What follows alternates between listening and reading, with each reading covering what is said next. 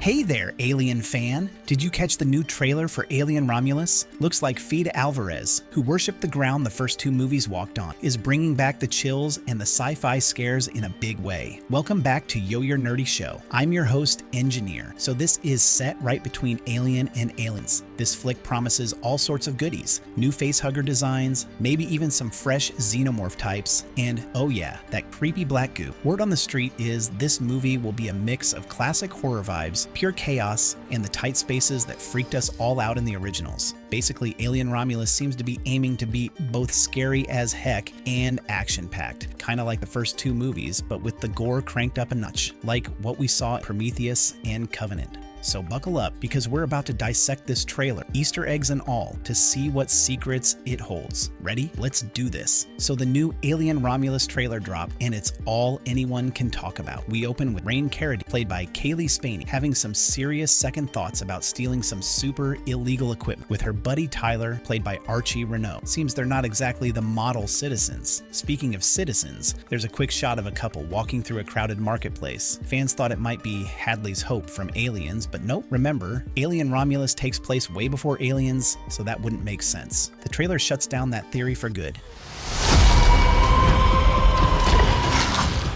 This movie breaks tradition by giving its main ship a brand new name, Corbelan 4. Looks like they ditched the whole Prometheus Covenant thing, but hey, there's still a cool connection to the Alien universe. Corbelan is actually named after a character in a book by Joseph Conrad, the same guy who inspired the name of the Nostromo in the first Alien movie. Keeping it literary, I see. We also learned that this Corbelan 4 is owned by the ever so shady Weyland-Yutani Corporation. No word on if they built it themselves. It's definitely not a warship like the Sulaco from Aliens, more like a beat-up freighter for our unlucky heroes. Think of it as a spaceship in between the Nostromo and Sulaco in terms of fancy tech. Welcome to the Romulus Space Station. What is MU/TH/UR9000/Mother 9000? This trailer keeps getting better. We also meet the ship's AI, Mother 9000. Remember the creepy AI first Alien movie that cared more about the company than the crew? Yeah, this is basically its evil cousin, Mother 9000. Same company first, squishy humans last attitude. Plus, the trailer shows Mother welcoming someone to the Romulus space station, but guess what? The station's actually called Renaissance. Maybe they're trying to throw us off track, build some suspense, or it could mean Romulus has its own whole separate AI, kind of spooky. So our crew of pals, and maybe some siblings, are on a mission aboard this Renaissance station. Here's the cool part. The station is basically two stations in Remus and Romulus. The name Romulus rings a bell, right? It's from that old Roman myth about Romulus and Remus, the twin founders of Rome. Things got messy though, and Romulus ended up whacking his brother Remus. Not exactly a story about friendship and teamwork. This could be a hint about some backstabbing and power struggles in the movie. What the hell is this?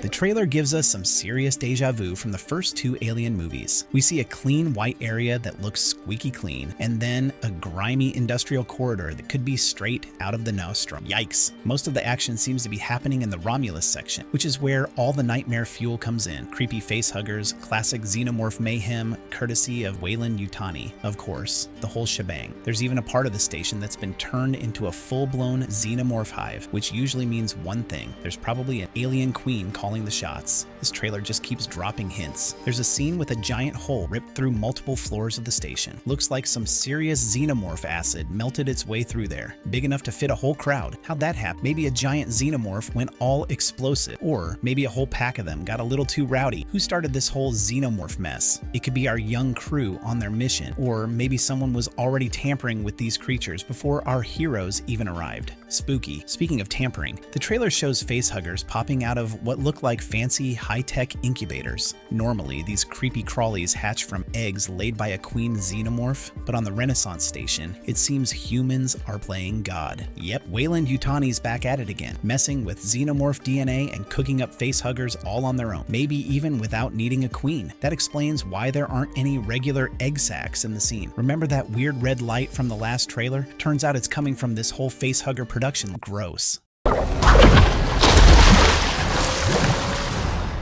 Young, And guess what? These facehuggers look a little different from the ones we're used to. Makes sense, since they're not natural born, but science experiments gone wrong. Still creepy though. There's no queen in sight yet, but that doesn't mean she won't show up to crash the party before the movie ends. Plus, we see a xenomorph burst out of wall, which means they've got some serious camouflage skills too. My money's on Wayland Utah, knowing all about these creatures and using David's info from Alien Covenant to fuel their research. Oh no, not Bjorn and Navarro. These two adopted siblings are about to have a very bad day. Bjorn, played by Spike Fern, gets into a facehugger face-off, pun intended. This creepy critter is determined to shove its facehugger face, again puns, into Bjorn's mouth and implant that nasty chestburster embryo. Yikes. And Navarro doesn't fare much better. She gets impregnated and then, well, let's just say there's a chestburster eruption in her future. Not pleasant. Remember that blue mist from the first Alien movie? It's back. We still don't know exactly what it does, but it seems to be like a xenomorph nursery protector, keeping those little chest burster babies safe in their early stages. Creepy, right? There's also a scene of Andy, the synthetic, basically a fancy robot, walking through this blue mist while carrying vials of that black goo. You know, the same black goo that messes with biology and makes things mutate like crazy. In Ridley Scott's later Alien movies, this black goo was supposed to be how the engineers, super advanced alien race, created humanity. Crazy stuff. Are you alright? Navarro is in for a rough time. The trailer shows her realizing there's an alien embryo growing inside her, and it gets pretty intense. She even uses this cool new medical scanner that lights up her back and lets you see the chest burster chilling inside, ready to burst out. Yikes. The trailer cuts away before we see the full explosion. But let's just say the bone-crunching sounds in the earlier trailers are enough to send shivers down your spine. It's a terrifying but visually stunning scene. Exactly what you'd expect from director Fede Alvarez. He's paying homage to the original Alien movies while still adding his own creepy twist. Looks like things don't end well for Navarro. There's another scene where Isabella Merced's character Kay is covered in blood and holding Navarro. Not a good sign. The trailer also has this interesting scene where Rain comes face to face with a blind xenomorph. It's very similar to that scene in Alien 3 where the xenomorph just stares at Ripley and doesn't attack because she's carrying a chest burster. Could Rain also be hiding a little surprise inside her? That might explain why the xenomorph wouldn't attack her. So this is for today. See you with the next one, folks. Till then, bye-bye and take care.